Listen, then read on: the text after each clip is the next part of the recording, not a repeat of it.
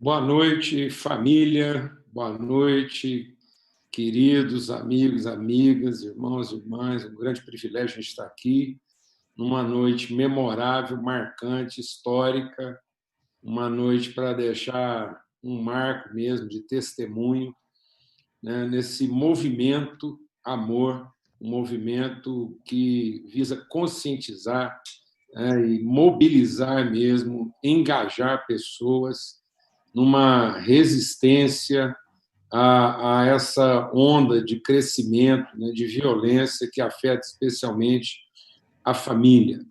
Então, nosso empenho aqui é que, numa mobilização de amor, num engajamento de amor, a gente possa colocar realmente marcas e colocar uma delimitação no sentido de estabelecer um perímetro de virtude para sanear, para produzir cura, para produzir inspiração para as famílias. Tudo que a gente quer gerar aqui é referência. Há um texto bíblico lá no livro de Isaías que diz que enquanto o homem iníquo se reúne para maquinar iniquidade, para maquinar projetos iníquos e para tirar proveito, os nobres se reúnem para cogitar coisas nobres. Então, hoje é uma mesa de nobreza para cogitar coisas nobres. E nós vamos estar aqui com a companhia de um amigo muito querido, um homem experimentado, um homem que conhece, né, com propriedade esses processos, principalmente os processos dessa mecânica social que muitas vezes produz, fomenta, alimenta, incentiva esse ambiente, essa cultura de violência. Maurício Cunha é um companheiro querido de jornada, de caminhada, que a gente respeita, né, e que conhece mesmo assim o seu engajamento, o seu envolvimento. Então, é um tempo assim maravilhoso. O nosso empenho aqui é que todos possam estar profundamente atentos, diligentes, e que a gente possa degustar dessa água cristalina que foi preparada para nós essa noite. Eu vou transferir aí para o Rony, que é quem vai fazer aí as introduções. Eu só queria estar aqui para trazer esse testemunho, para também honrar, né, e referendar a palavra do Maurício, aí, o testemunho dele, e para ser amém para o sim que ele vai repartir aí. Então, um forte abraço para todos, Enzo, Lala, todo mundo que está na coordenação aí desse movimento engajado e participante ativo. Eu creio que hoje é mais um dos momentos históricos aí dessa jornada, algo para ser lembrado, para ser marcado no nosso coração, na nossa memória. Forte abraço a todos. Obrigado, Paulo Júnior. É uma inspiração para nós, Paulo Júnior, tudo que ele tem crido nesse estado, nessa cidade, nesse país e para o mundo, né? E a gente tem sido inspirado pela sua vida. Hoje é um dia de grande privilégio para nós. Nós aqui do MBA de Transformação Social, nós aqui do Espiritualidade e Saúde Emocional, são projetos que estão envolvidos aqui hoje. Estamos participando, abraçando o Projeto Amor, né? O Projeto Amor está nos influenciando, nos dando um caminho, né, de direção, que é o trabalho em prol da saúde familiar, né, em prol do crescimento da família, do apoio à família e combate à violência familiar. Então, nós, inspirados por esse projeto aqui, estamos reunidos todos, e também lá no YouTube, né? Quem quiser divulgar aí, o canal chama Sal na Rede. Então, estamos nesse movimento. É um privilégio receber aqui o Maurício Cunha, né? O Maurício Cunha, com 25 anos de trabalho na defesa, né, do direito do adolescente, da criança, de trabalhos sociais no Brasil todo e inspirando, né? Não só no Brasil, mas inspirando com curso, com formação no Brasil todo. E agora convidado aí, né, para atuar no governo federal e nos presentear, né? Então, uma alegria. Mas eu gostaria de frisar bastante o trabalho aí do Projeto Amor e através da Lala, do Enzo, esse casal que se dispôs mesmo a crer, né, e apoiar essas mulheres, né? Um projeto que começou com mulheres que entenderam esse compromisso. Então, lá. Maria Ângela, né? Nós todos aqui em Goiânia conhecem a Maria Ângela como Lalá, carinhosamente, e você tem inspirado a gente. Gostaria, então, de passar a palavra para você e que você continuasse aí a falar conosco. Boa noite a todos. Queria agradecer a presença do juiz Umbelino, que é uma referência aí no nosso estado, no Tribunal de Justiça, no combate à violência contra a mulher. Foi o nosso primeiro parceiro quando estávamos no início da pandemia e mulheres estavam buscando uma direção mesmo para a resposta a todo esse círculo de violência que existe aí dentro, né, das famílias. Então, o Projeto Amor é um projeto que vai tratar a violência intrafamiliar numa direção de ressignificação do núcleo familiar. O nosso desejo é trazer uma consciência coletiva a respeito das relações familiares hoje dentro de casa, né? Do papel do pai, da mãe, do filho, dentro da sua pequena comunidade que é o lar. Então, a gente quer agradecer aí o Maurício, o doutor Umbelino, toda a equipe que trabalha aí no nosso projeto Amor. Quem não conhece a nossa página ainda, entra na internet, no Instagram, nós já estamos lá na rede social, projeto.amor_. Nós estamos começando a trabalhar nessa tratativa de ligar tudo que existe de ações públicas, né, e de entidades não governamentais para que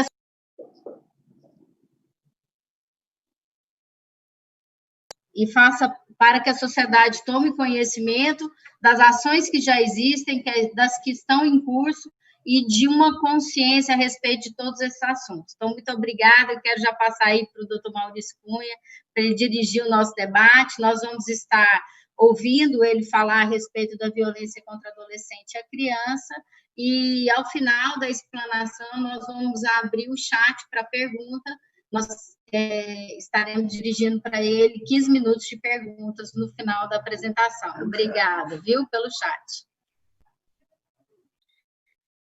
Ok, boa noite, pessoal do Sal da Terra, pastor Paulo Júnior, pessoal do Projeto Amor, meu amigo Rony, todos que nos ouvem. É uma alegria, um privilégio estar aqui falando com vocês, ainda mais um tema tão importante, tão caro, para a gente que já atua aí há tantos anos nessa temática. Eu fico contente de ver mais pessoas se engajando. É fundamental isso, esse objetivo do Projeto Amor, da gente trabalhar com as nossas famílias, né? Com essa ressignificação. E também para nós que somos cristãos, né? Pensando na criança como o elemento central do reino de Deus, vamos colocar assim, né? Os pequeninos, a maneira como Jesus cuidou da criança. É um princípio do reino de Deus e é um princípio também fundante da República Federativa do Brasil, porque, segundo a nossa Constituição, a proteção de crianças e adolescentes deve ser prioridade absoluta de todos e dever do poder público, da sociedade e da família. Então, nós estamos falando de um assunto extremamente relevante, né? Que é a proteção dos direitos das crianças e adolescentes e, especialmente, a proteção das diversas formas de violência.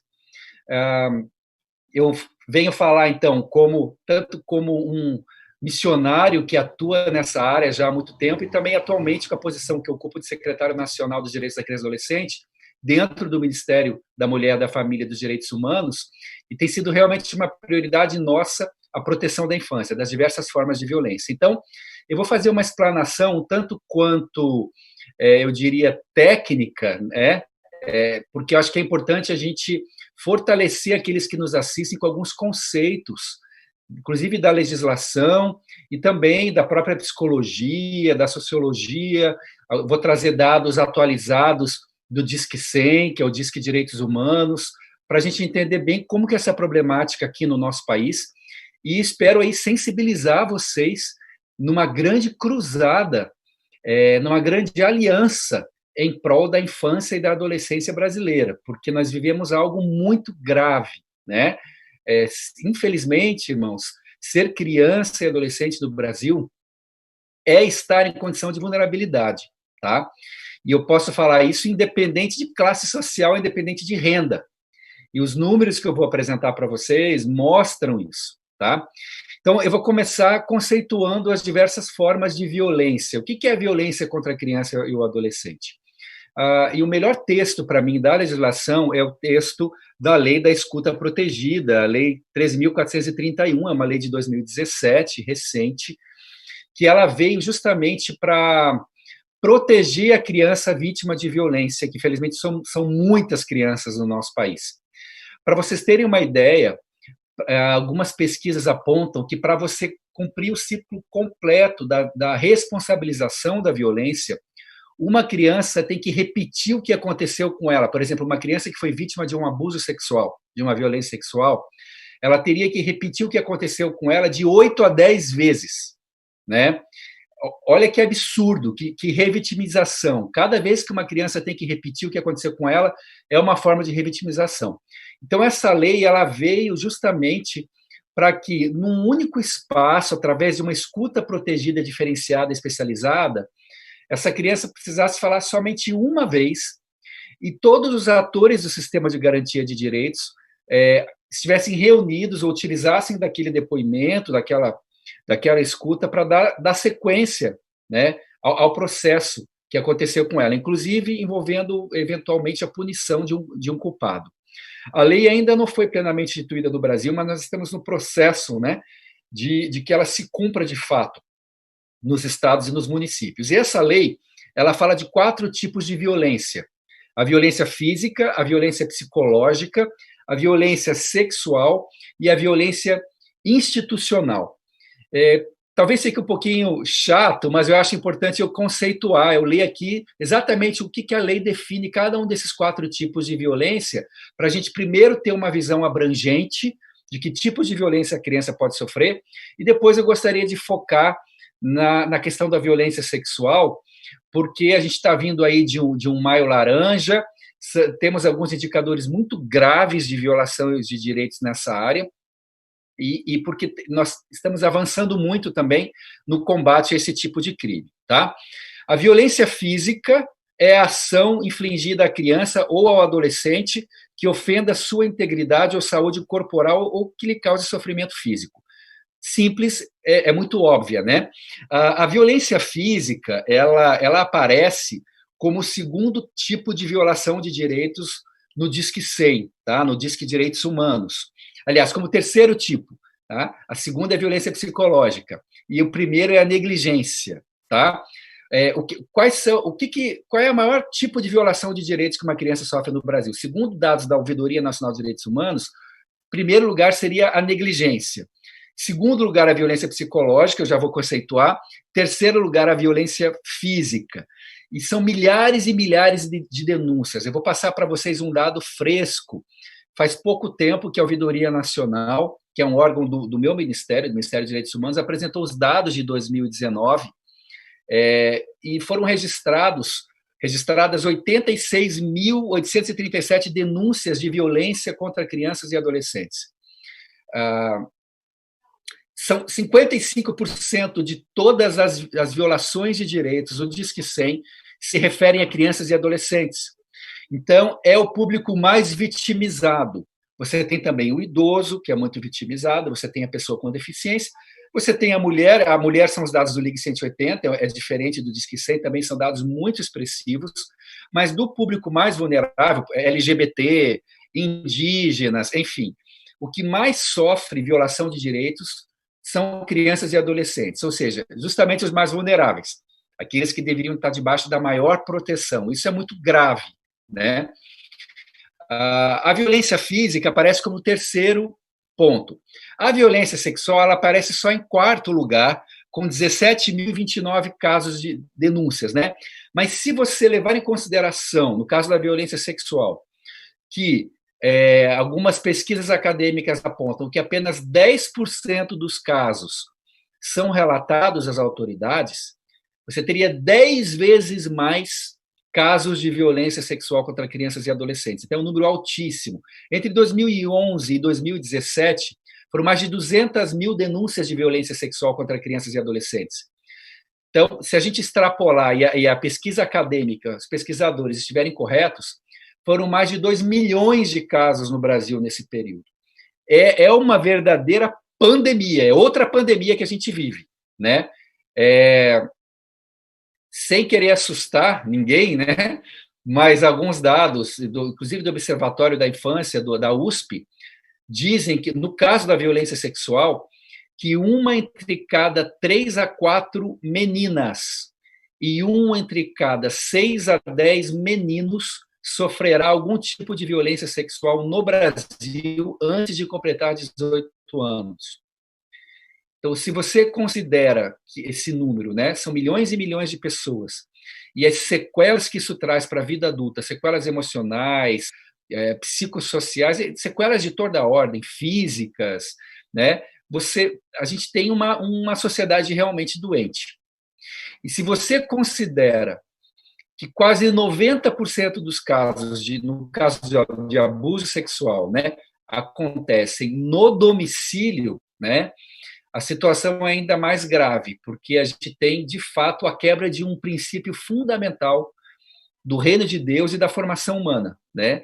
Ou seja, aquelas figuras que deveriam estar protegendo a criança são justamente aquelas que estão abusando desta confiança para cometer essa violência, este abuso, este crime, tá certo? Então, vamos lá. Eu falei da violência física. A violência, segundo tipo de violência, a violência psicológica. Eu vou tentar resumir aqui, tá?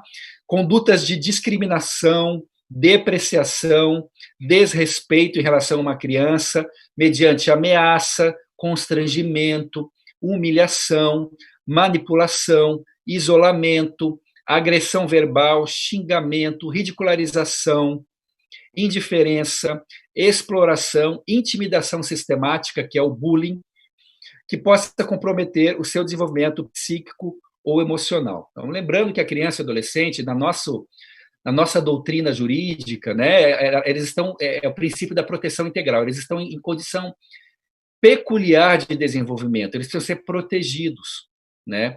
Muitas vezes o abuso e a violência física e sexual vem também com a violência psicológica, com a grave ameaça, com a humilhação, com a exposição, né, com a intimidação. E também qualquer conduta que exponha a criança ou adolescente, direta ou indiretamente, a crime violento contra membro de sua família ou da sua rede de apoio. Então, infelizmente, a violência psicológica aparece aí como segunda violação mais comum no Disque 100. Depois a gente tem a violência institucional, que é aquela entendida como a praticada por uma instituição pública ou conveniada, inclusive quando gerar revitimização, e a violência sexual, tá? O que é violência sexual? É entendida como qualquer conduta que constrange a criança ou adolescente a praticar ou presenciar conjunção carnal ou qualquer ato libidinoso, inclusive exposição do corpo em foto ou vídeo por meio eletrônico ou não, que compreenda. Aí ele vai separar 3 tipos de violência sexual. Tá? A violência sexual ela se complexifica, porque ela se manifesta de 3 formas diferentes. O abuso sexual, a exploração sexual, interessante, o tráfico de pessoas, né? O tráfico de pessoas é tido na lei como um dos elementos da violência sexual, porque a absoluta maioria dos casos de tráfico humano são para fins de exploração e abuso sexual, tá? Eu quero me ater especificamente dos 2 primeiros tipos, né? No abuso sexual e na exploração sexual. Por quê? Porque eles são muito diferentes entre si. E muitas vezes as pessoas confundem. E é por isso que a gente, às vezes, não é eficiente no enfrentamento dessas situações. São casos totalmente diferentes. O abuso sexual é entendido como toda ação que se utiliza da criança ou do adolescente para fins sexuais, seja conjunção carnal ou outro ato libidinoso, realizado de modo presencial por meio eletrônico para estimulação sexual do agente ou de terceiro. Aqui é muito importante entender, gente, que o abuso sexual ele é esse ato de natureza erótica com ou sem contato físico. Eu posso ter um abuso sexual sem contato físico? Sim. Expor a uma criança um filme pornográfico, né? Ou muitas vezes acontece de crianças serem obrigadas a assistir uma relação sexual entre adultos. Tudo isso já é uma forma de abuso sexual, com ou sem contato físico, ou com ou sem o uso da força. Porque muitas vezes o agressor, o abusador, ele pode usar de sadismo, ele pode usar de violência, ele pode usar de ameaça, mas ele pode também usar de indução da vontade. E muitas vezes ele é um grande manipulador, ele seduz a criança com presentes, com carinhos, com agrados, e alguém vai poder dizer, mas não houve violência, mas a criança foi conivente, né? Então não é uma violência, é violência. É violência. A criança não tem o arcabouço psicológico, psíquico, para entender o que está acontecendo. Tá? Então, mesmo que seja por indução da vontade da criança, é uma forma de abuso, sim, é uma forma de violência. A criança não tem essa maturidade e a relação de um adulto com uma criança ou adolescente é uma relação desigual, uma relação, acima de tudo, de poder. Então, ela pode vir com o uso da força ou sem o uso da força entre um adulto ou adolescente mais velho e uma criança ou adolescente, tá? Então, é muito importante a gente entender esses conceitos, tá? Porque, às vezes, esse abuso sexual ele pode vir manifesto de diferentes formas, mas certamente ele deixará sequelas graves na vida da pessoa que sofreu esse tipo de violência, certo?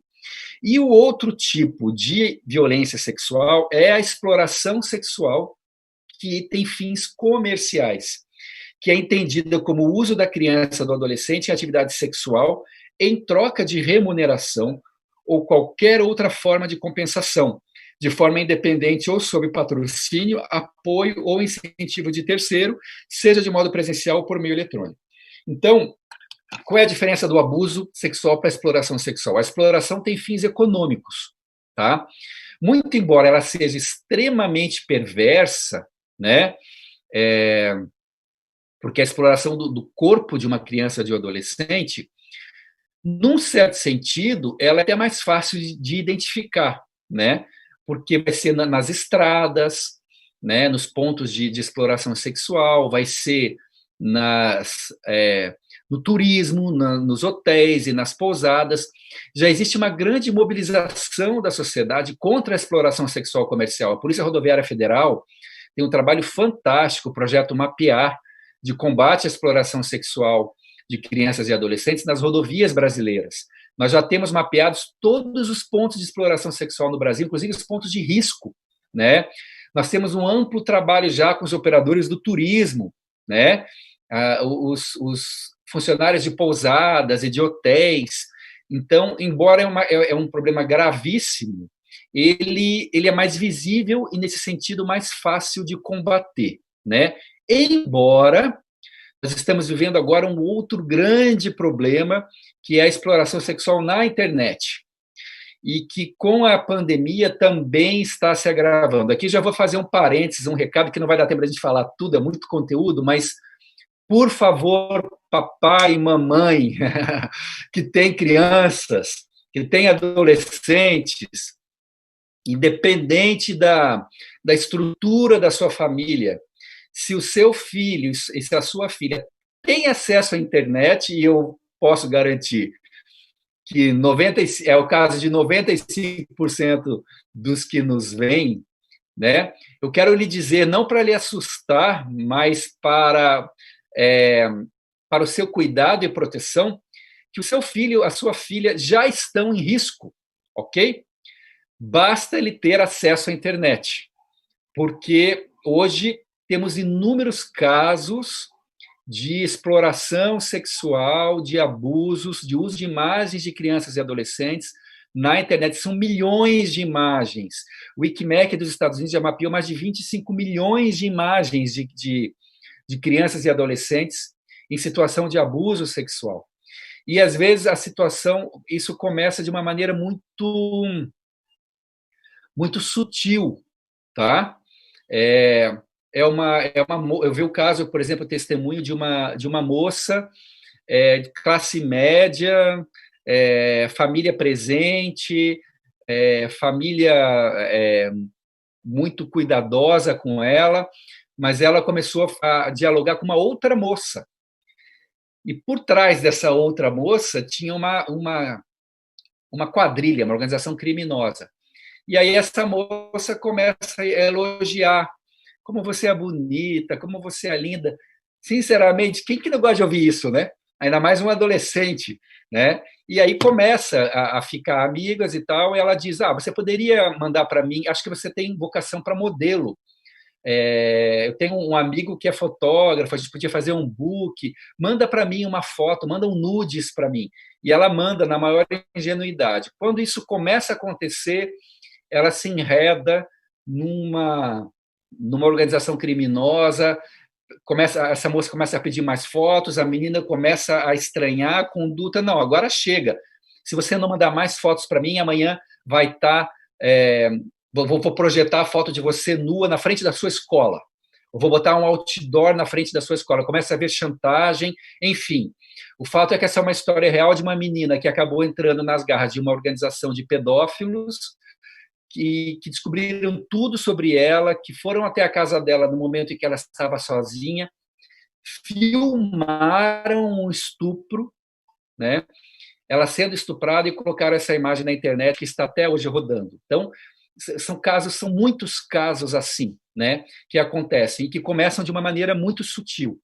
Então, aí tem vários mecanismos. Nós acabamos de lançar uma cartilha, o Ministério dos Direitos Humanos acabou de lançar uma cartilha e está à disposição no nosso site sobre como que os pais podem proteger os seus filhos da internet, né? Aplicativos de monitoramento, uma série de dicas práticas que vocês podem ver lá, tá? Mas é algo que nos preocupa muito, que está crescendo muito. A Dark Web, né, a Deep Web, hoje é um negócio lucrativo, muitas mulheres estão entrando no esquema como abusadoras, no sentido de vendedoras de imagens, né? Hoje é um mercado altamente lucrativo, que nós precisamos nos levantar contra, é algo extremamente maligno, porque o abuso na internet ele vai se perpetuando, a imagem fica rodando para sempre, então é uma forma de violação muito cruel, talvez até pior, não sei se o que é pior aí, mas o offline ele aconteceu, acabou. Na internet, aquela imagem fica circulando. E quase 25% das imagens de violação, de abuso na internet envolvem violência mesmo contra a criança, envolvem sadismo, né? E é algo muito, muito triste, muito grave. Bom, vou falar um pouquinho mais do abuso sexual, porque tem a ver até aí com a proposta do Projeto Amor, porque envolve a questão das famílias, dos domicílios, tá? Algumas pesquisas dizem que perto de 90% dos casos de abuso sexual acontecem no domicílio. Então, é um mito a história de que o abusador é aquele tarado maluco que ficava babando na esquina, né? A gente falava para os nossos filhos, filho, não fale com estranhos, cuidado com estranhos, não entre no carro de ninguém, né? A gente pode continuar falando isso, mas isso não resolve o problema do abuso sexual, tá? A maior parte do abuso ocorre por alguém que é de confiança da criança e da família, tá? Nós estamos mandando para o Congresso Nacional um projeto de lei, se Deus quiser, nós vamos comemorar isso no dia 13 de julho, é o dia que o ECA, o Estatuto da Criança e do Adolescente, faz 30 anos.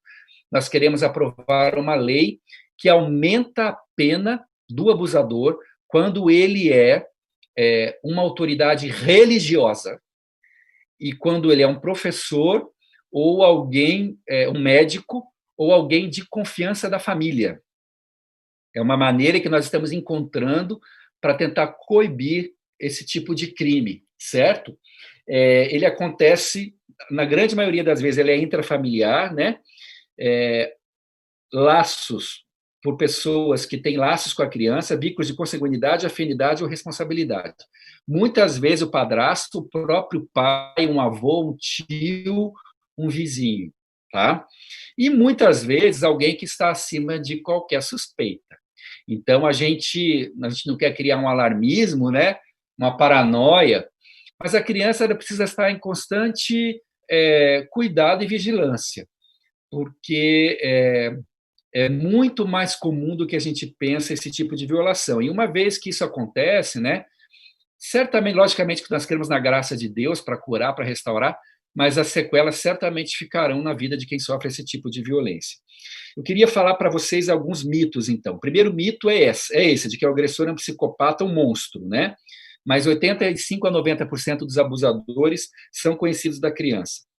Outro mito é de que o abuso é raro e jamais vai acontecer com os meus filhos, né?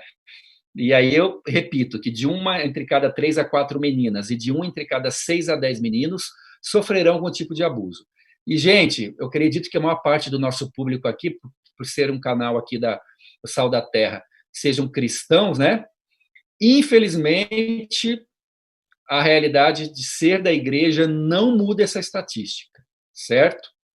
Inclusive, muitos abusadores, violadores, se escondem em igrejas e até espiritualizam a sua conduta muitas vezes. É o diabo, coisas. A gente já ouviu de tudo nesse mundo, né? E nós não podemos aceitar. Inclusive, muitos abusos que acontecem dentro do ambiente eclesiástico, ou em retiros, ou em acampamentos, infelizmente são práticas comuns também. Gente, outro mito muito importante. As crianças inventam que estão sendo vítimas. Já ouviram isso? A criança fantasiou, criança gosta de imaginar coisas, né? Não, isso não aconteceu. Então, vou dizer uma coisa para vocês, tudo isso que eu estou trazendo são pesquisas acadêmicas, tá certo? Isso vem da literatura. Mais ou menos 92% das crianças falam a verdade quando dizem que estão sendo abusados ou que sofreram algum tipo de violação. Quando elas falam, né? Porque muitas vezes a criança não fala, ela tem medo, ela é intimidada, ela tem vergonha. Aliás, deixa eu fazer um parênteses. Isso é importante a gente orientar os nossos filhos. O que é um carinho bom e o que é um carinho mau, né? O carinho mau, ele gera medo, culpa e vergonha, ok? Carinho bom, a criança vai ficar bem com aquilo, não tem problema nenhum, a criança pode receber um carinho. Agora, tem partes do corpo dela que é a mamãe, é o papai que tem que tocar. E este toque tem que trazer algo positivo. A criança vai saber. Se gerou medo, culpa, porque muitas vezes a criança ela é vítima, mas ela se sente culpada de ter passado por aquilo. Tem alguma coisa errada comigo, né? Deve ter alguma coisa errada comigo. Ou vergonha. Então, muitas vezes ela não vai falar.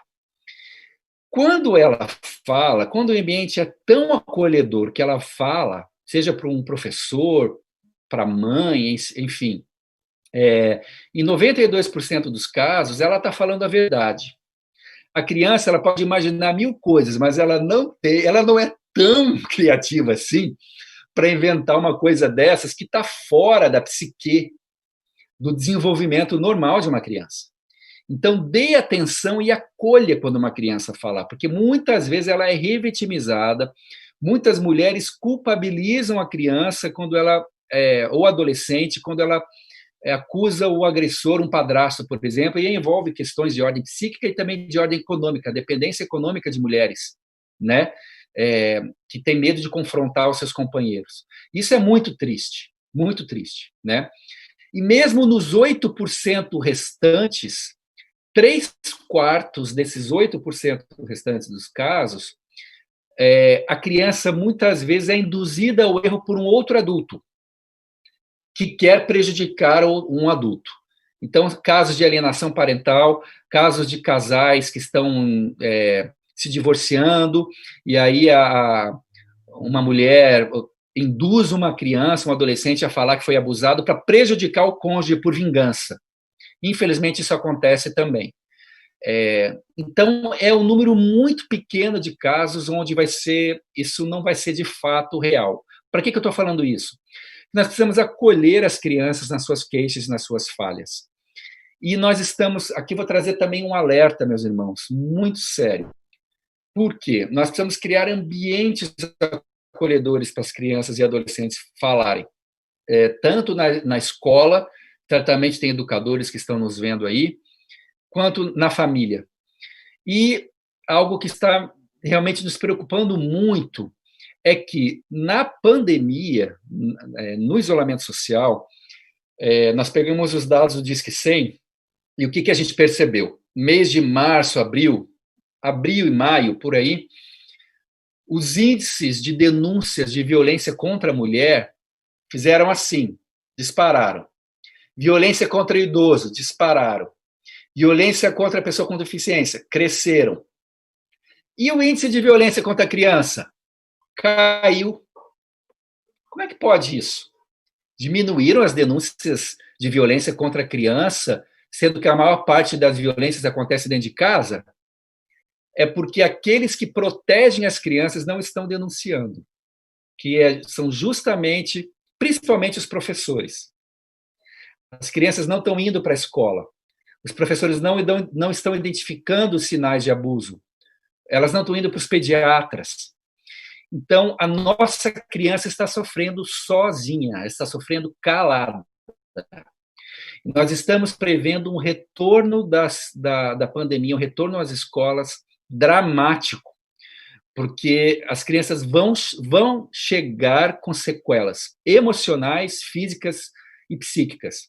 E precisamos, então, estamos criando uma cartilha também, o Ministério de Direitos Humanos, a minha secretaria está criando uma cartilha para os profissionais de educação, já para o pós-pandemia, para o acolhimento das crianças, e que não tenham preocupação nas primeiras 2 semanas, talvez, com passar conteúdos, mas sim de fazer escutas, de fazer rodas de conversa, de fazer o acolhimento das nossas crianças e adolescentes, tá?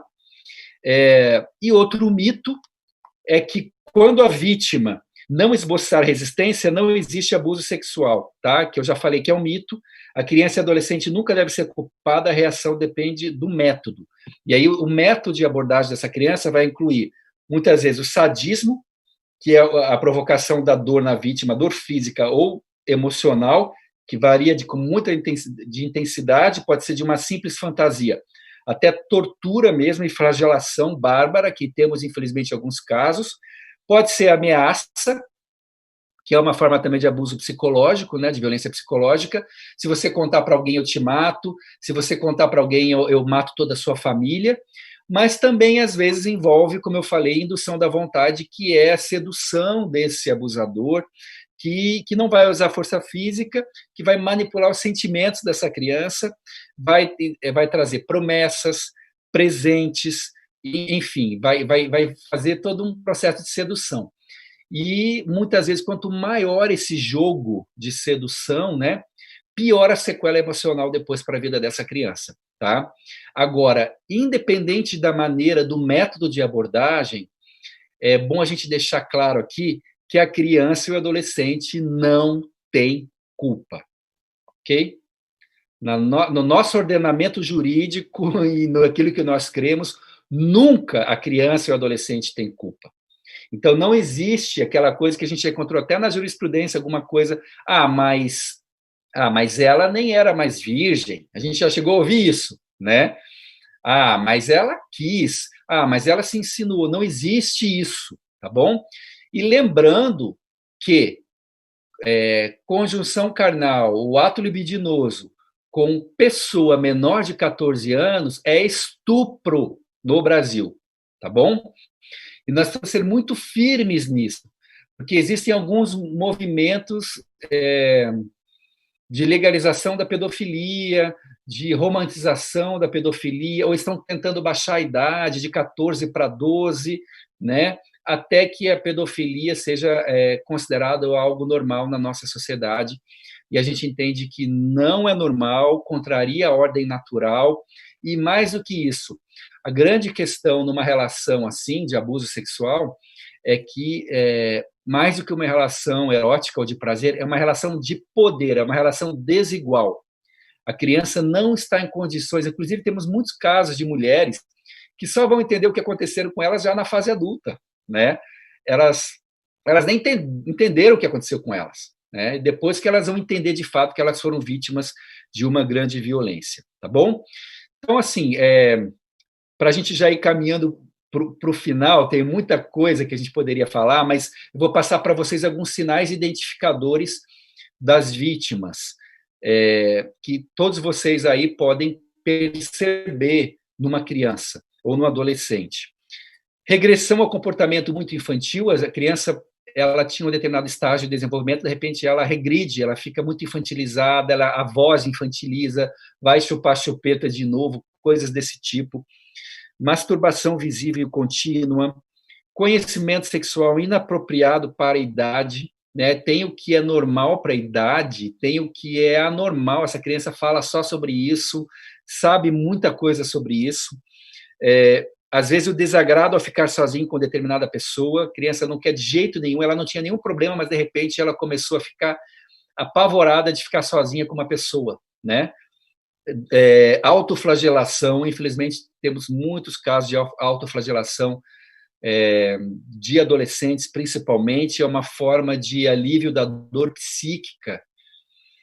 Ideias e tentativas de suicídio, depressão crônica, terror noturno ou distúrbios do sono, desenhos sexualizados. Você pede para uma criança fazer um desenho, tinha um menino que só desenhava pênis, né? Tudo ele botava pênis, que não é normal uma criança fazer isso, né? Então, pode ser também um sinal identificador. Comportamento, brincadeiras sexuais inapropriadas, enfim, são alguns sinais de que alguma coisa pode estar acontecendo com essa criança e que vale a pena prestar uma atenção especial nessa criança, acolher, dar um espaço para ela sentir confiança o suficiente para poder verbalizar o que está acontecendo com ela, tá bom? Em termos do agressor, 20 a 35% dos agressores foram abusados sexualmente quando criança. Não é verdade que todo abusador foi abusado, tá bom? Pelo menos as pesquisas não apontam isso, muito embora possa haver uma relação também. 35% das famílias incestogênicas abusam de álcool e drogas, né? Ou seja, há sim uma certa ligação entre o uso do álcool e abuso. Não é que toda família que tem abuso de álcool vai ser incestogênica, mas existe uma certa relação causal, tá? A maioria dos agressores é do sexo masculino e a maioria das vítimas é do sexo feminino. Porém, eu quero chamar a atenção de vocês aqui, alguns dados recentes também do Disque 100, apesar de que a grande maioria dos agressores dos agredidos é do sexo feminino, a gente, nos dados de 2019, apontaram 18% de meninos. Então, meninos, sim, muito menino sendo abusado também, né? E o do suspeito, 87% do sexo masculino, mas ainda temos 13% do sexo feminino abusando sexualmente também. Tá? Então, a gente não deve descartar, na verdade, nenhuma hipótese. Tá? E a modalidade de incesto mais frequente, infelizmente, é entre pai e filha. O homem adulto, pai e a sua filha. E aí, para nós que somos cristãos, né, não dá nem para dizer o que isso significa, né? Nós que proclamamos o amor de um pai, né, verdadeiro, que nos ama e que nos protege. Então, de fato, a família está doente e nós precisamos cuidar dessa família, nós precisamos fortalecer essa família, precisamos proteger essa família, tá? O agressor, ele costuma ser possessivo, muitas vezes proíbe a vítima de se relacionar socialmente, mas na socialização, em geral, ele aparenta ser uma pessoa normal, tá? Em sua vida conjugal, na maioria dos casos, é marcada por crises, por problemas, pode abusar de álcool e outras drogas, muitas vezes ele culpa a vítima, quando descoberto, na maioria dos casos, ele vai negar o abuso, e muitas vezes ele vai usar de autoridade, manipulação ou superioridade física para subjugar a vítima, tá? Gente, eu acho que tem tanta coisa que eu poderia falar, tem uma parte aqui mais do direito, que eu acho que não vou focalizar, porque eu acho que nem todo mundo aqui é operador do direito mesmo, mas tem uma ampla legislação, já que fala sobre isso, o Estatuto da Criança e Adolescente, o próprio Código Penal, a Lei do Menino Bernardo, que é contra o abuso físico, o castigo físico, né? A Lei da Escuta Protegida, são alguns do nosso arcabouço, né, jurídico institucional. E lembrando que o carinho ruim, então, acho que para a gente resumir, né, para a gente conversar com as nossas crianças e adolescentes, o carinho ruim, o contato físico ruim, ou o abuso, né, ruim, é aquele que provoca essa culpa, esse medo e essa vergonha. Então, é muito importante nós estarmos conscientizando a sociedade, conscientizando as nossas famílias, para que proporcionem esse espaço de acolhimento das crianças, dos adolescentes, e também estimular a denúncia. Por quê? A denúncia pode ser um importante mecanismo de inibição desse tipo de crime. E aí os canais de denúncia que eu poderia passar para vocês, né? Tem o Conselho Tutelar do seu município, o próprio Ministério Público. Você pode usar o Disque 100, que é totalmente gratuito, né? A Ouvidoria Nacional de Direitos Humanos. A Ouvidoria Nacional melhoraram muito os serviços. Antigamente chegava a levar 50 minutos para você ter uma denúncia atendida. Hoje, mais de 90% das ligações são atendidas em 20 segundos. Eu conheço o trabalho deles de perto, tem mais de 400 atendentes à disposição, 24 horas por dia, para todo tipo de violação de direitos humanos. Você pode usar o Disque 100, você pode também utilizar o aplicativo Direitos Humanos Brasil, você pode baixar no seu celular gratuitamente, Android e iOS, você pode colocar lá Direitos Humanos Brasil e fazer essa denúncia pelo aplicativo, ela pode ser anônima. Então, quando todo mundo tiver consciente, né, quando esses mitos começarem a cair, é que a gente entende, né, a gente fizer todo um trabalho de educação e conscientização e de educação para a prevenção, é que a gente vai conseguir baixar esses índices aterrorizantes que nós temos no nosso país e, de fato, a gente vai ter uma criança e uma adolescência protegidas. Pessoal, acho que é isso. Podemos abrir aí para se tem alguma pergunta, alguma curiosidade. Obrigado.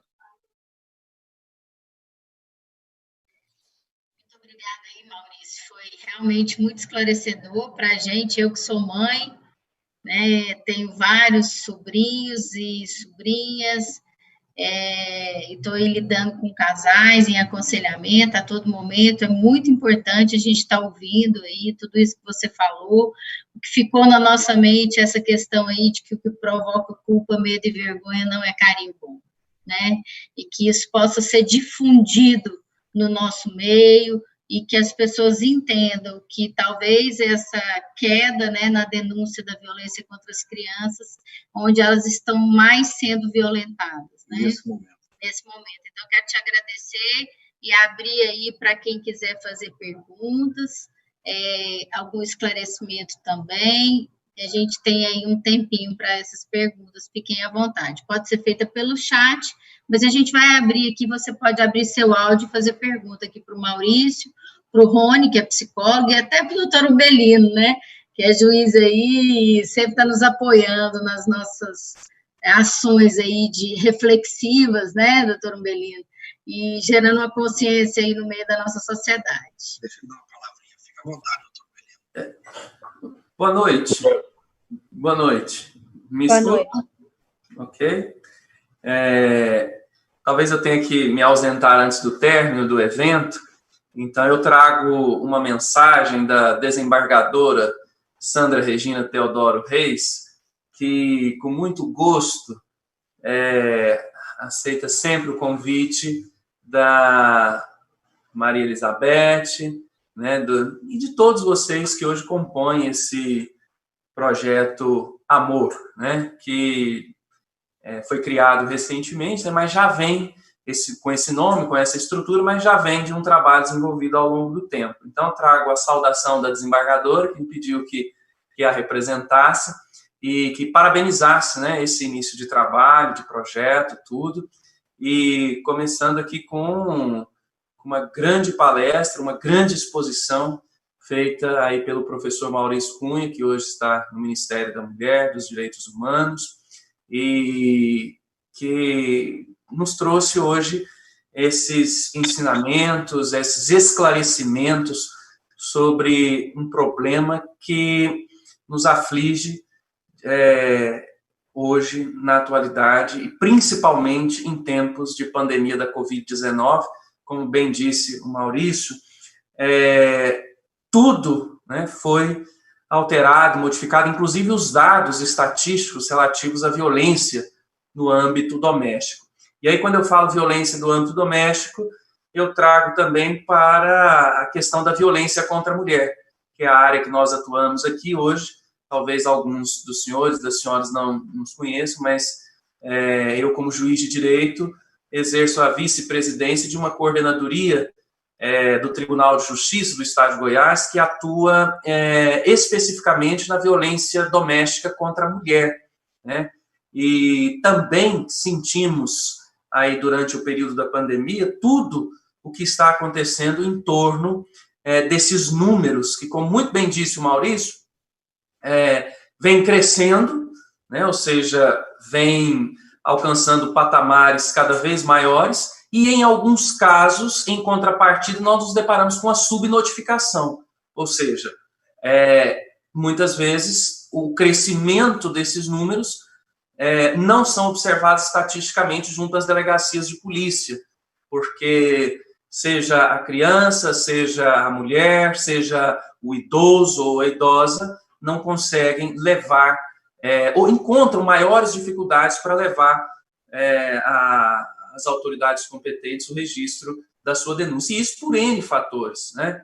Por N fatores. Esses obstáculos tornaram hoje, inclusive, a própria dificuldade, né, de mobilidade social em razão das regras de um isolamento social bastante incisivo em algumas cidades, em alguns estados, acabam dificultando essa denúncia presencial junto às delegacias de polícia, junto aos órgãos competentes. Por isso, eu acho que foi muito bem lembrado pelo Maurício a questão da denúncia pelo Disque 100, no caso Disque Direitos Humanos, e no caso da violência contra a mulher, eu chamo a atenção para o Disque 180, também estruturado junto à Secretaria da Presidência da República, que acolhe esse tipo de denúncia e dá o devido encaminhamento para as autoridades competentes.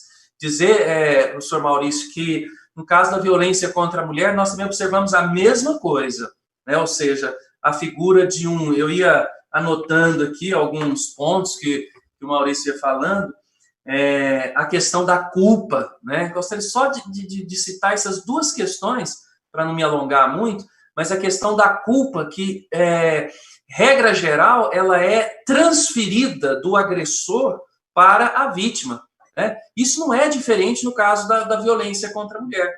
Por exemplo, na questão do estupro, né? Ou seja, infelizmente, nós ainda temos uma chamada cultura do estupro, né, na sociedade brasileira, uma sociedade que ainda vê a culpa da mulher por usar uma roupa mais curta, por usar uma saia diferente, por usar uma blusa um pouco mais transparente, etc, etc. Então, se ela está se vestindo dessa forma, é porque está buscando o agressor ou está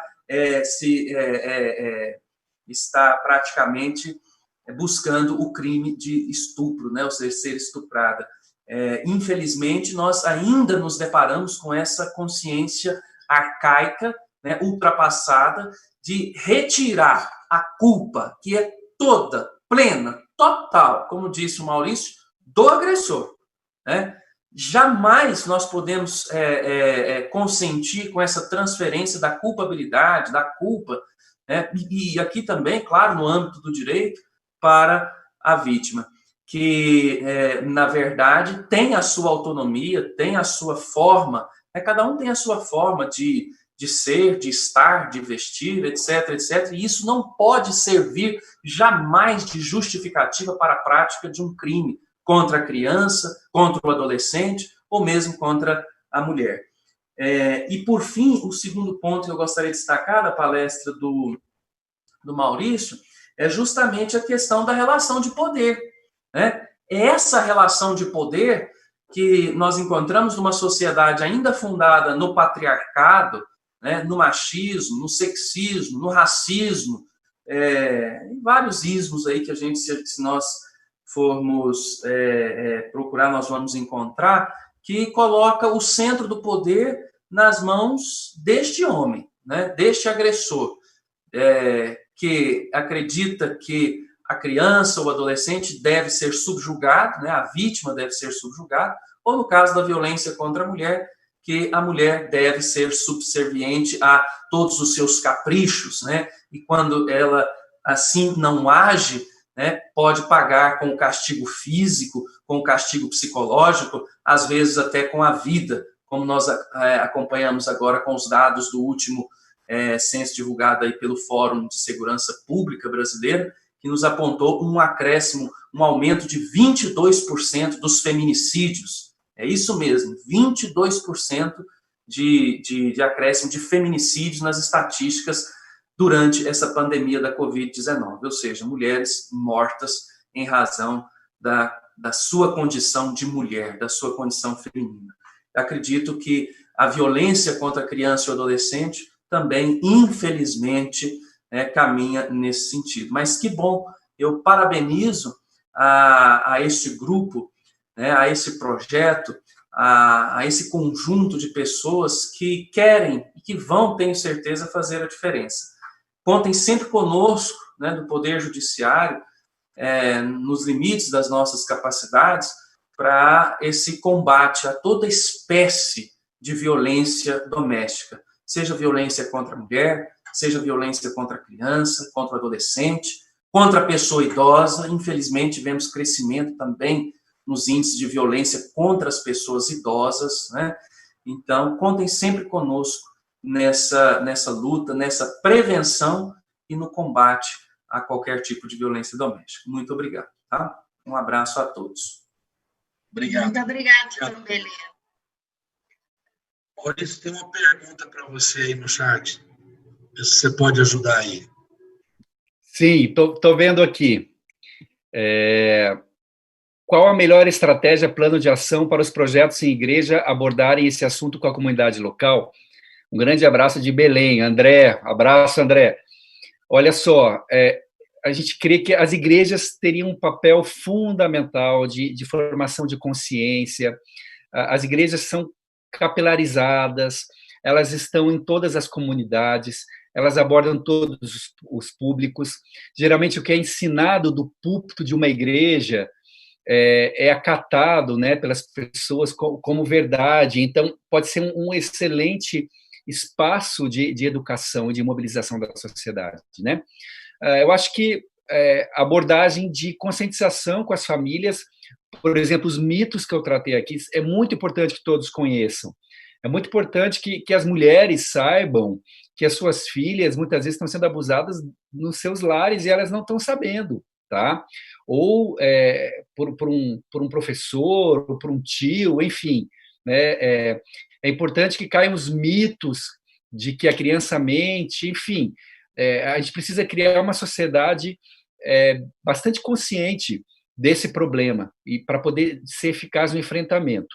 E outra possibilidade que uma igreja pode atuar, eu vejo assim também, além da própria divulgação dos canais de denúncia, existem metodologias já consolidadas, sistematizadas e testadas no Brasil de trabalho com as próprias crianças e adolescentes, de fortalecimento, de empoderamento dessas crianças.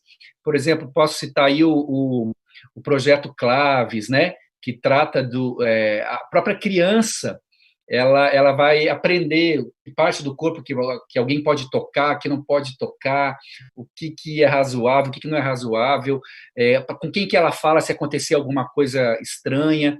Então, já tem muito trabalho sobre isso já desenvolvido, que as igrejas poderiam, inclusive, botar, de repente, nos programas das suas escolas bíblicas dominicais, tratar disso, deixar de colocar esse assunto como um assunto tabu, até porque depois está lá os pastores tendo que fazer culto de cura interior e de restauração para as suas ovelhas que sofreram os abusos na infância, né, e na adolescência, a coisa mais comum do mundo.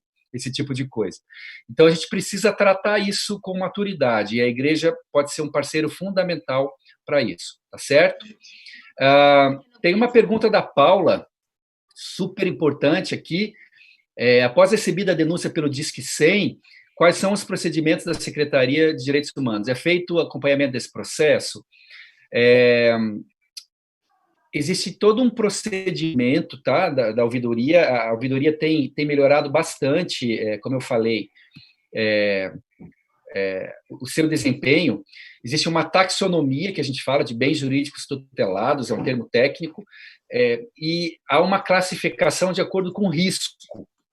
Dependendo do nível de risco, de gravidade da denúncia, a ouvidoria ela é obrigada a dar encaminhamento. Então, isso é uma coisa legal que todo mundo pode saber. A ouvidoria é obrigada a dar um encaminhamento para uma denúncia. Então, a gente pode acessar com segurança. Dependendo da gravidade, no caso da criança, né, vai para o Conselho Tutelar, ou Conselho Tutelar e Ministério Público, ou Conselho Tutelar, Ministério Público e Delegacia já, tá? Então, aí tem uma classificação técnica do nível de risco, então é um canal seguro. Qual é o problema que a gente tem, que isso a gente não resolveu completamente, mas estamos trabalhando para resolver? Não é da minha área, né? Eu sou da Secretaria da Criança e do Adolescente, existe todo um setor da ouvidoria, mas é no mesmo ministério, a gente trabalha muito em parceria. Muitas vezes a denúncia vai para o município, né? Alguém lá de Goiânia, aí, em homenagem ao Rony, ligou, né? Para o Disque 100. Disque 100 encaminhou lá para o Conselho Tutelar lá da região, ou para, se for mais grave, para o Ministério Público, para a delegacia. Muitas vezes, esses atores que estão no município não devolvem para a ouvidoria a solução, como que o caso foi encaminhado, tá certo? Então, isso nós estamos estabelecendo procedimentos, acordos de cooperação com estados e municípios. Imagina a complexidade que é um canal federal no Brasil. 5.500 municípios. Município lá do interior do Amazonas encaminhou uma denúncia. Tem que ter o número do Conselho Tutelar para encaminhar. Então, é muito complexo. A gente ainda não chegou no nível que quer estar, mas melhorou muito, tá? Agora, o importante assim, é vocês saberem com segurança que necessariamente terá que ser dado um encaminhamento para essa denúncia. A ouvidoria é obrigada a fazer isso fica registrado no sistema de informações da ouvidoria, tá certo? Tem uma pergunta aqui no privado para você, Maurício, sobre o trabalho infantil de crianças em filmes, novelas e seriados. Se isso aí está sendo tratado, né? Se há algum projeto para inibir. Ele acabou de colocar aqui no chat. Gostaria de saber se é um projeto que da proibição do trabalho infantil alcança também filmes, séries e novelas, que muitas vezes usam temas complexos para ser tratados com as crianças e exige cuidado e atenção. Se há alguma coisa nesse sentido. A pergunta sobre trabalho infantil, né? Não abuso, nenhum tipo de abuso e violência de crianças. Veja só, a pergunta é boa, é um pouco complexa também, porque, assim, no Brasil, o trabalho infantil é proibido, não pode haver trabalho exercido por pessoas menores de 16 anos, a não ser na condição de aprendiz a partir dos 14 anos, tá? Então, criança não trabalha no Brasil. E adolescente acima de 12 anos não trabalha no Brasil. Mas tem uma exceção que é justamente o trabalho artístico. Então, esse é um tema controverso, não existe ainda uma clareza com relação a isso. O trabalho artístico pode ser, tá? Como princípio geral, como princípio fundante, o que a gente diz? Criança tem que brincar e estudar, tá bom? Criança não tem que trabalhar, e é isso que o ECA diz. A criança está numa fase de desenvolvimento psíquico, emocional e físico. A criança não é um mini adulto, que a gente possa colocar regras de desempenho que o mundo do trabalho traz, né? Então, a criança tem que estar brincando e estudando, ela tem que estar semeando para o seu futuro, para romper com o ciclo de pobreza que assola as nossas famílias, certo? Mas, de fato, existe a exceção da criança para trabalho artístico, trabalhos artísticos, que aí vai muito, geralmente para crianças não das classes mais pobres, né? Mas que precisa ter bom senso para que essa criança tenha espaço para o seu desenvolvimento, para ser criança e não ficar o dia todo no estúdio de gravação, né? Para brincar e para estudar. Olá, gente, eu queria aproveitar aqui o doutor Umbelino ainda, né, que falou algo muito importante das questões que nós iniciamos esse projeto falando da mulher, né, e temos essa causa, mas eu queria, Lala, Enzio, pessoal do Projeto Amor e todos que estão aqui, talvez eu vou suscitar um desafio aqui para nós. Veja bem, pelo que o Maurício falou, o retorno à escola, eu trabalho com educação pelo Instituto Total, né? O Instituto Total está aí atuando na educação no Brasil inteiro, até fora do Brasil, e hoje nós estamos conversando sobre esse retorno.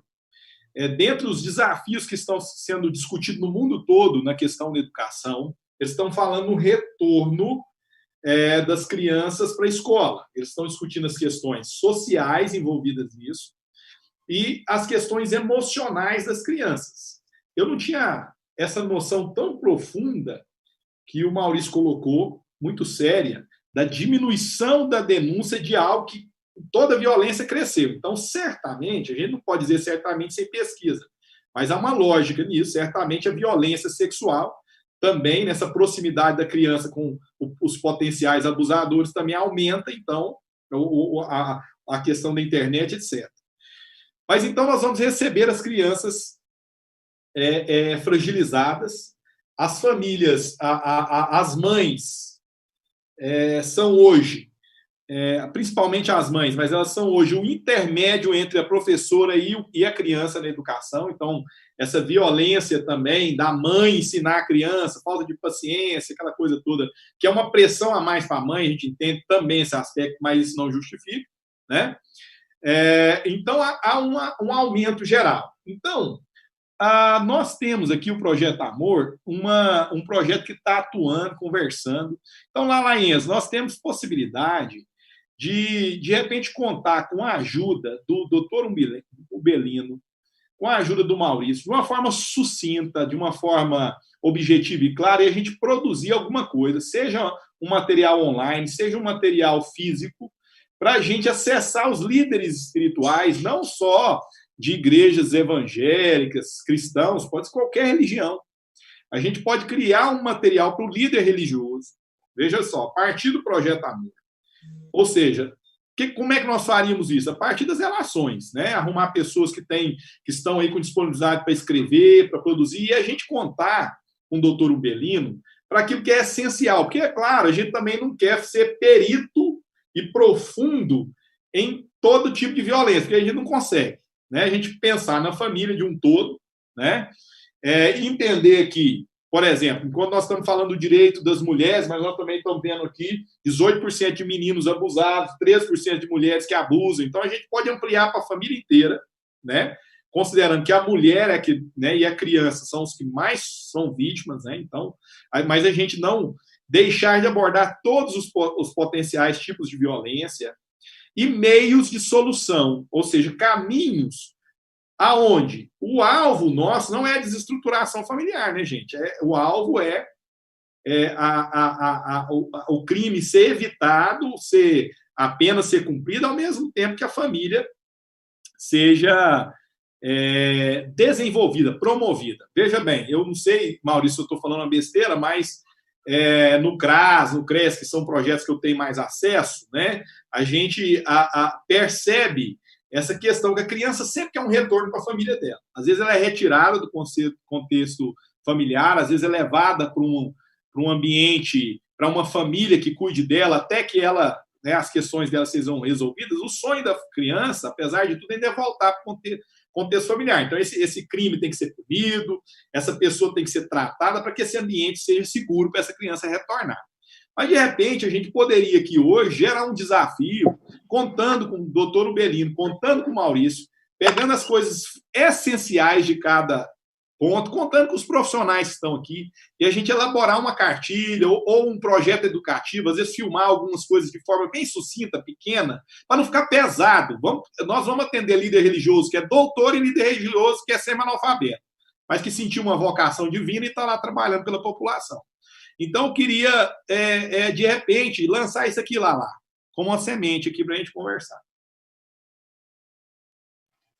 Ok, o doutor Maurício falou que já tem, né, em produção uma cartilha lá, que ele está fazendo já para mandar para todas as escolas. A gente pode pegar a ideia. Eu sei que o doutor Ubelino também já tem lá um material produzido. A gente pode fazer um compilado para a gente estar disparando através do nosso projeto aí para entidades religiosos e não religiosos, porque isso é uma questão da sociedade como um todo, e eu acho que a ideia é boa, que para a gente do projeto nós estamos amando a sugestão e a gente sabe que tem parceria aí para a gente poder produzir esse material.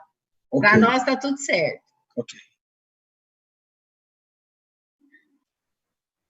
Desafio aceito, Rony. Vamos lá, o Sérgio queria dar uma palavra aí, Sérgio, como conselheiro lá do projeto também conosco, aí a Paulinha. Boa noite a todos aí, boa noite, Maurício, boa noite, doutor Umbelino. Privilégio para a gente estar participando aí dessa mesa tão rica, tão completa aí, de assuntos tão bacanas. O que a gente percebe aí, a gente estava formulando aquela pergunta aqui, eu e a Paula, porque os meios, às vezes, até são interessantes da gente denunciar, incentivar as pessoas para denunciar. Estava falando com o doutor Umbelino da última vez que a gente fez essa reunião, mas a preocupação que a gente tem, Maurício, é exatamente sobre essa questão dos procedimentos, né? Sobre essa questão de como que isso vai funcionar lá na frente. Por isso que a gente fez aquela pergunta.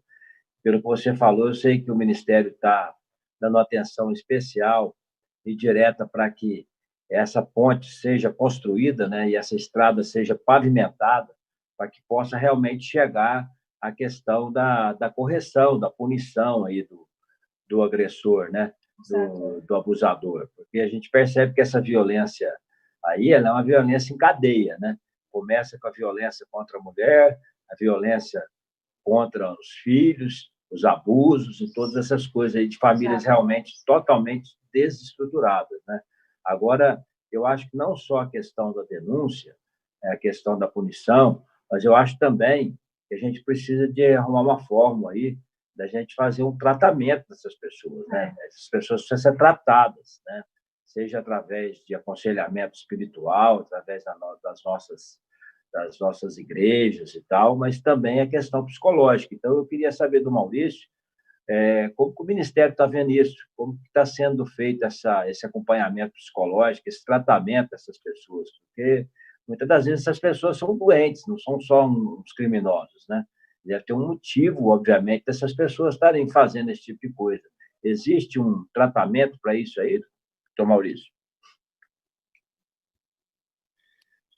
É uma questão bem importante, porque a gente crê, né? A gente crê que essas pessoas, como você falou, também precisam de apoio e atenção. Inclusive, muitas vezes elas também foram, não sempre, e também não justifica, mas muitas vezes elas também foram vítimas, né?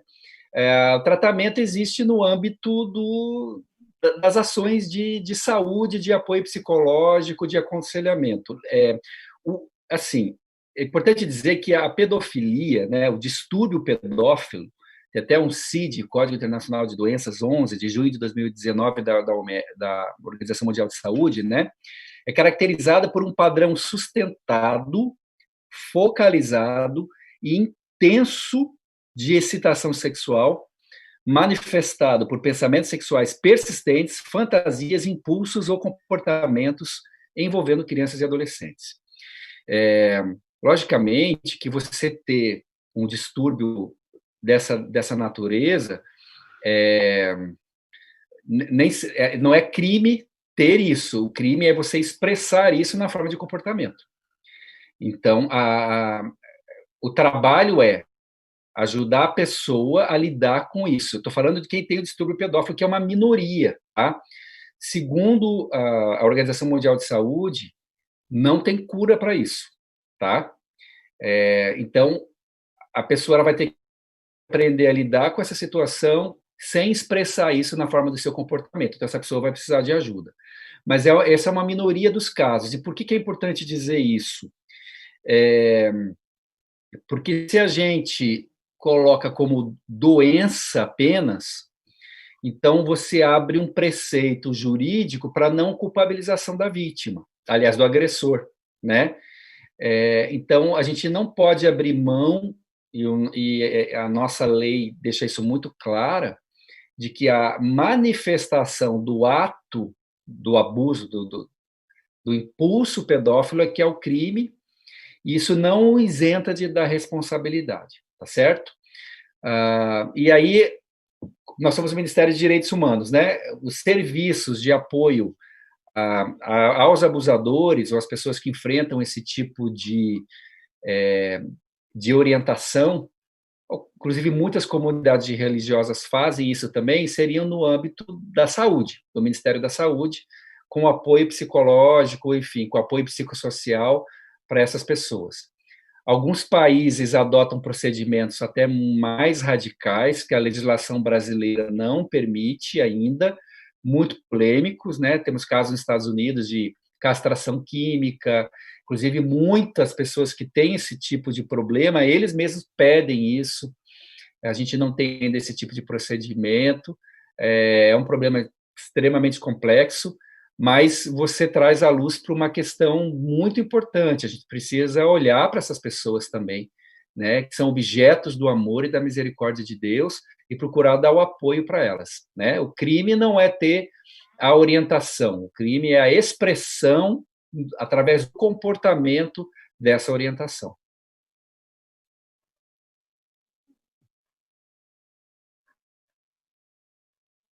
Muito obrigado. Muito obrigada. Realmente, eu também sou advogado e a gente percebe que muitos criminosos se escondem atrás de exatamente dessa excludente, né, de problema psicológico, de problema mental, de todas essas questões para serem inimputáveis, né? Mas, ao mesmo tempo, a gente tem que ter essa preocupação também, além de punir e além de acompanhar, também de fazer a questão do tratamento, né? Por isso que eu fiz essa pergunta, porque eu sei que você é do Ministério de Direitos Humanos, e os direitos humanos, a gente sempre, às vezes, questionava, né? Porque sempre teve muitos direitos humanos protegendo os criminosos e quem praticava os crimes, e não tinha direito humano para nós, cidadãos, que estávamos aí à mercê, né? Então, a gente percebe que hoje a gente está se sentindo assim um pouco mais seguro nesse governo. Eu queria realmente parabenizar vocês por isso. A gente está percebendo que está existindo direitos humanos também para nós, cidadãos, pagador de imposto, gerador de emprego, para os nossos familiares. Isso está sendo muito legal. Deixa eu só pegar um gancho da tua fala. A gente entende direitos humanos para todos. Tá? Se você pegar o artigo 1º da Declaração Universal dos Direitos Humanos de 1948, fala que é dever de todos agir com solidariedade para com o seu próximo. Interessante que a Declaração dos Direitos Humanos, o seu artigo 1º, fala de um dever, que é o dever da busca do bem comum, tá? E isso é para todos. Então, é bem legal você ter falado isso, porque a gente tem uma direção de trabalhar muito menos, a demarcação de categorias identitárias, de vitimização de minorias contra a sociedade abrangente. Eu sou vítima contra uma sociedade, e a gente crê que isso não traz a ideia de bem comum, pelo contrário, isso traz mais fragmentação, para trazer uma noção mais inspirada mesmo na Declaração Universal dos Direitos Humanos de 1948, que é a ideia de bem comum, todos trabalhando para o bem de todos. Então, isso é uma mudança um tanto quanto radical no direcionamento daquilo que a gente entende por direitos humanos. Tá? Pessoal, eu quero agradecer esse momento, quero agradecer os convidados aqui da Justiça em Goiás, os amigos dos projetos Amor, que está inspirando esse movimento, o pessoal do Espiritualidade Emocionalmente Saudável, o pessoal do MBA de Transformação Social, e agradecer você, Maurício Cunha, representante do governo aí, não do governo enquanto política, mas o governo enquanto ação de transformação, né? Graças a Deus, a gente não está aqui defendendo bandeiras, nós estamos defendendo crianças, mulheres, homens, pais, mães, filhos, né? Irmãos, é isso que nós estamos defendendo aqui. Então, quero agradecer a todos vocês, agradecer a você, Enzio, a você, Lala, que está nessa parceria, a gente está aí sempre alinhando esses processos, tá? E agradecer a todos que estão nessa luta em algum lugar aí pelo YouTube, estão assistindo isso. Eu quero que você vá no Instagram lá e siga lá o Projeto Amor, né?